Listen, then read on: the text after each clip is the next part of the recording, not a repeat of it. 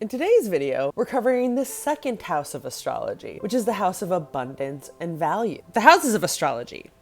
Your birth chart is 360-degree circle, and it's divided into 12 sections called houses.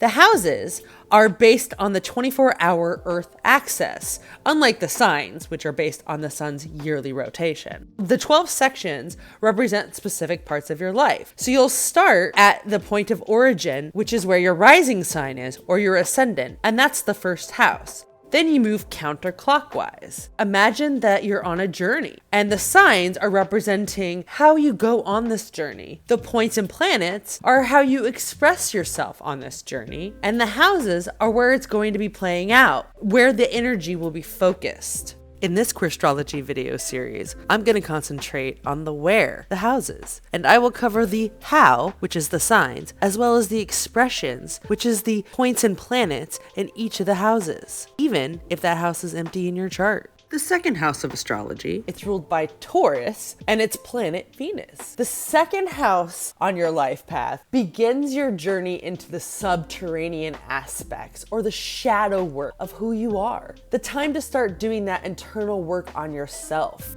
You may not have any placements in the second house, but an empty house doesn't indicate anything negative. Your chart is a journey, so if a point falls inside of a particular house, then it will draw more focus. And when we identify what the point's energy is and how that will further impact that part of your life path, there is something called a stellium, which is 3 or more points in a single house or a single sign. They work well together. They create more emphasis on this aspect of your life. In this case, a second house stellium will emphasize money and personal value. Taurus is the ruler of the second house in general, but that doesn't mean that Taurus rules your second house. Make sure you check your natal chart. There's a link in my bio for one, so you can find which sign rules your second house. As the house of abundance, the second house indicates how you deal with money and personal possessions. There will be a higher value placed on the value of yourself.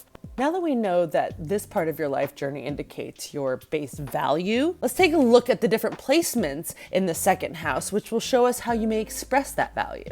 If you have Sun in the second house, that represents your ego, and you're going to want to put energy into things that have real value, and that's defined by whatever that means to you. Watch out for your self-worth being deeply rooted in your money and possessions. If you have Moon in the second house, there's going to be emotional attachment to the things that you value. You know where all the things that you value are, and sometimes you have a hard time letting go of them. Such strong attachment to values can make you a bit of a hoarder. Mercury in the second house brings stability and logic to your communication. Strong ability to focus and have patience. Careful not to let the world go by while you're focused on making the right decision. Since Venus rules the second house, it's at home here. And everything for us, doing everything like everything ain't been too much.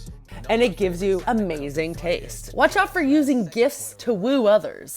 Mars in the second house is a steady moving workforce. This placement gets the job done no matter how long it takes. Try and hold on to some of that hardworking money though. If you have Jupiter in the second house, you are a lucky one. Money and other possessions seem to basically drop into your lap whenever you need them. Be careful not to take that for granted. Real-world, human-to-human tactile contact will kill you. For Saturn in the second house, it can make it difficult for you to feel secure. And you may feel as though you can never possess what you truly want and value. Much more real, interior digital space. Uranus in the second house. Of Uranus. Uranus, I think is how we pronounce it. Can make you feel held back by possessions. You tend not to identify with others' value. Kind of a roller coaster situation with money for you.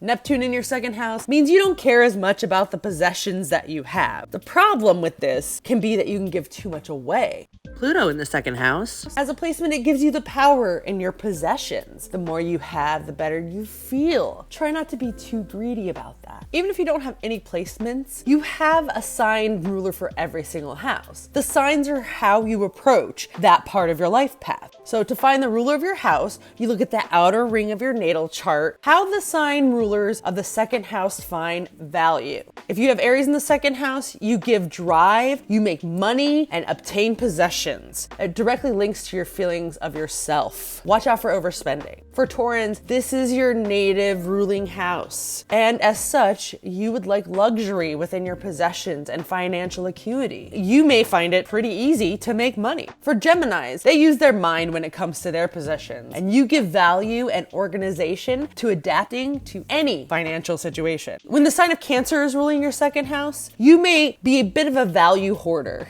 You don't mind spending your possessions on your loved ones, but you can feel emotionally uneasy departing with anything of value. Leos, they need to feel good about themselves. And in the second house, that focus is around value. If you can separate your value from inanimate objects, you will live like a royal. Second house Virgo rulers know exactly how much is in all of their accounts and may even know how much will be there in 5 years from now. Watch out for your health being affected by your financial security. For Libras in the second house, they're gonna wanna balance their value. They're gonna find that even though they have substantial means, they're gonna find a way to spend more than they have. Scorpio ruling your second house means no one will ever know how much money or value you have. Therefore, no one can take it from you. Look for transforming your values into something you truly desire. For Sagittarians, they're very giving. What's mine is yours kind of attitude. As long as their basic needs are covered, they'd rather give all the value they have to others. That's how they gain their personal value. Capricorns are cautious and very decisive when it comes to making value moves. They'll scrape by now in order to gain more value and security in the future. Second house Aquarians don't give a hoot about that loot.